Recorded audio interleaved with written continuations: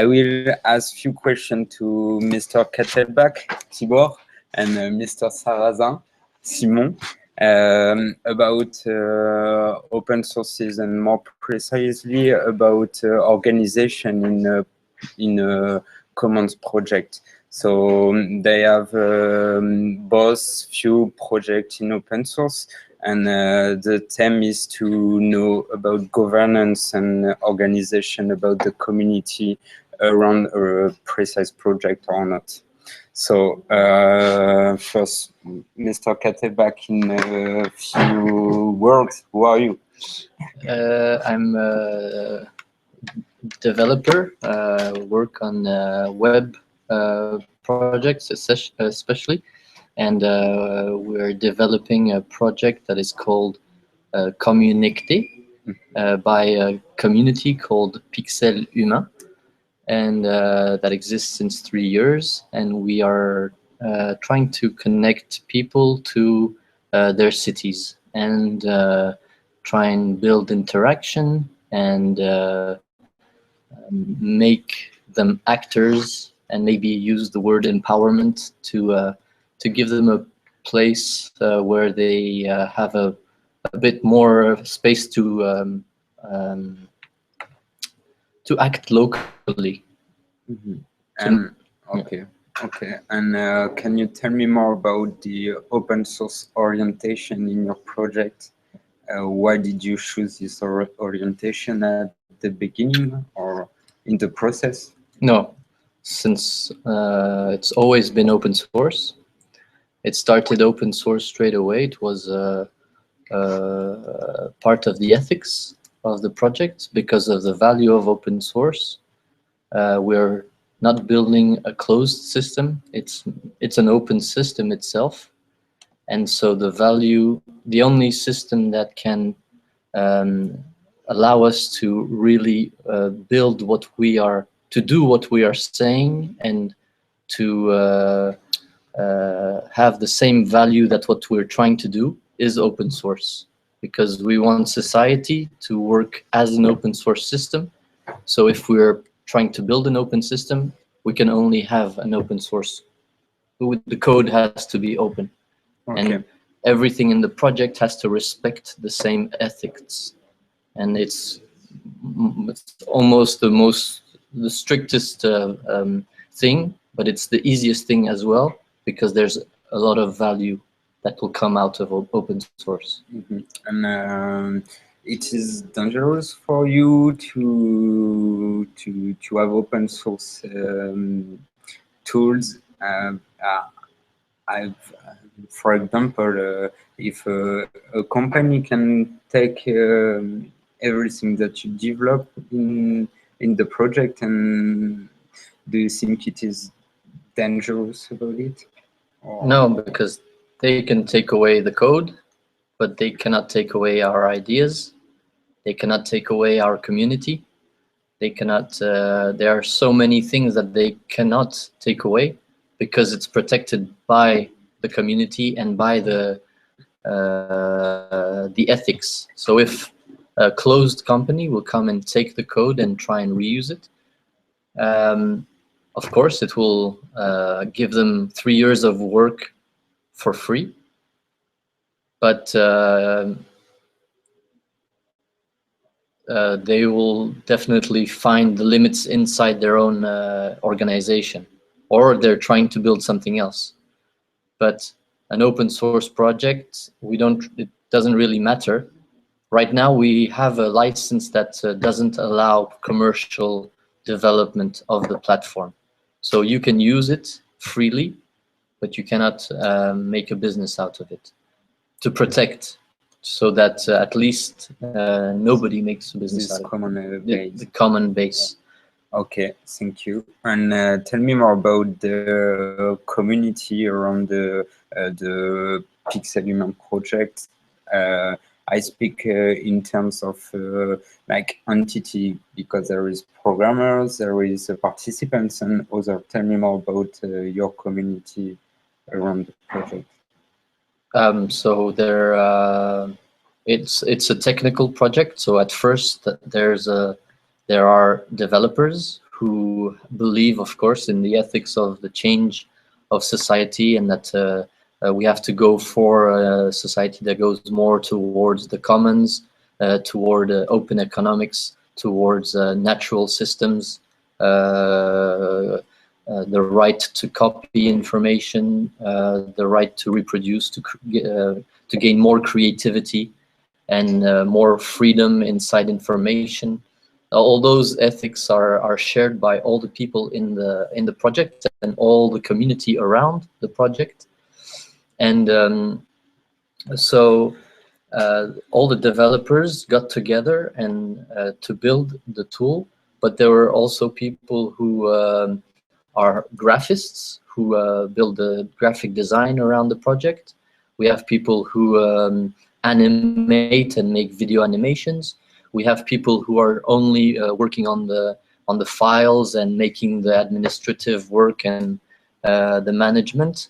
And all this works in an open, organized way, where that we try and have everything transparent, and also try and keep teams, separate circles of teams. Everyone has a role, and that we know that when we have something to be something to go and be reviewed, someone can do that. We have communication. I won't be writing the communication because I'm development, so I can build a system that works, but I don't know how to communicate it. Mm-hmm. So someone else knows how to communicate it. So he comes and he completes the task, and we all collaborate, so that at the end, maybe it takes more time than a closed system where everyone is paid and you have a very fixed program and everything. Mm-hmm. We're more in a decentralized economy, but in the end, we find that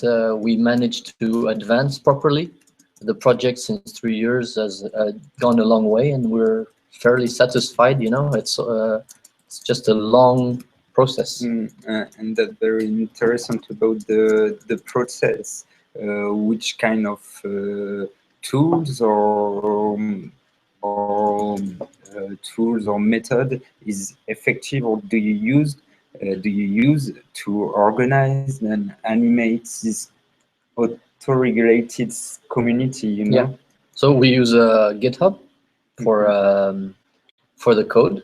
What is GitHub? GitHub is a code repository. Like it's a big a reference of, I think, if I'm not mistaken, it's 12 million open source projects.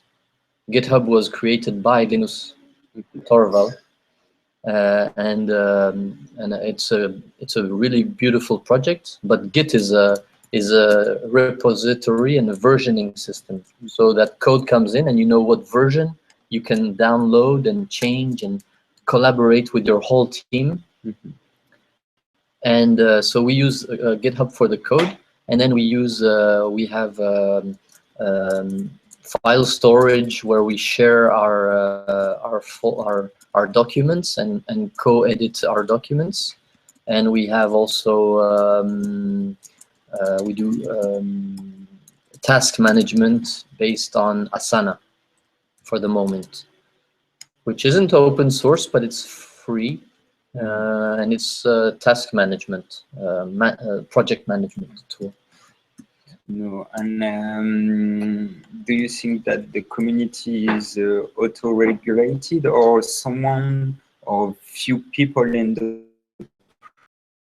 project do inside the project? It's almost.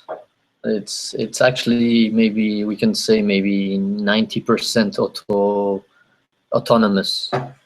Of course, you know, some people are there since the beginning, and in order to not redo always the same things, it's a good thing that these reference people are put in the loop, so that, you know, you gain time. You don't have to think 3 times about the same thing. In 3 years, you have the time to go at least 4 times on the same subject, but come in a different way, because someone will say one new idea, it will change the whole subject. That's really interesting, because every time someone comes and brings some new input, or maybe even from outside, we see something in the street, it'll it'll change the way we see things. And that's the great thing in the project. It's that it's always been changing from one side to the other. And inside the team, we have a lot of people who know about almost everything, all the sides of the project. So we can rely on them. And some people manage file work and other development. But inside development, we have different managers that can manage everything. So every aspect of the project has multi-actors, and more are coming. Like modularization of the project techniques. No? Yeah. Okay. And how many people is in the project as programmers? As programmers, we reached 9, and right now we are 6. We'll be 7 in January. You know, it's really interesting, but it's kind of moving.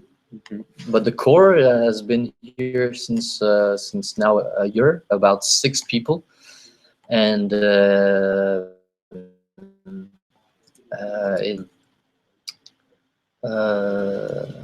how many? And then that's inside development. Yeah. And it's interesting because we are in Reunion Island, and then we have a good team in Lille, yourself. I don't know. And then we have someone who comes sometimes from Le Mans, and then we have someone in New Caledonia. So that's already on a different time scale, and we're going to try and find someone in Guadeloupe, so that we are 24 hours. The project never sleeps. And yeah, it's a big deal to organize this delayed time scale between the programmers. Yeah, well, no, for the moment we're easy, because at 11 a.m. in Reunion, it's 8 a.m. in France and 6 p.m. in New Caledonia. We have a good time scale. But if we complicated, maybe someone will sleep less. Yeah, but why do you speak about an hours precise in the days? Because it's when everyone can. Because we meet up every day for Scrum. What is Scrum? We use agile techniques for project management, which allow us to. We meet every day for 3 questions. Every developer, or every for the moment we apply it for development essentially, but we ask what you did yesterday, what you're going to do today, and which problem you have. And if you have a problem, if we can help you, and this way nobody right now, until now, nobody got stuck on anything.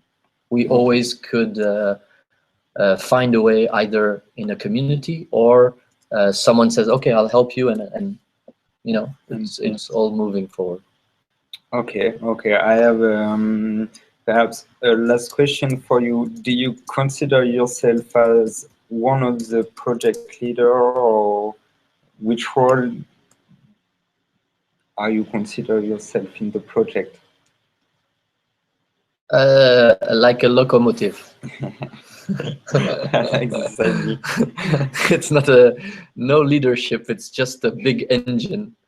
Yeah. And I think it's important that I think every project, you know, it's normal that in any project you have a big engine and a bit of power, and that people, you know, we are multi-locomotive in the project. So sometimes I can go to sleep and I know the project won't die. Yeah. And tomorrow, if I disappear, I know the project will not die. I'm part of the project, and I know that now the project has its own life. Yeah, it's like it's autonomous. Okay. Yeah, it's free. Yeah, free, and somebody can come. It's open, understand, and take it easy for him, and take the heritage and give it after Yeah. easily. Yeah. And Exactly. it's If someone wants to well. contribute to the philosophy of the project, it's very personal. So they can. It's a free ecosystem. Okay. Yeah. Thank you very much, Mr. Kettelbach. And so I have still few questions. So we were more in the. Ouais, bah, on fait une pause. Je Attends, mais finis je à crois pas que l'oral. tu peux le poser. Hein. Non, mais c'est pas grave.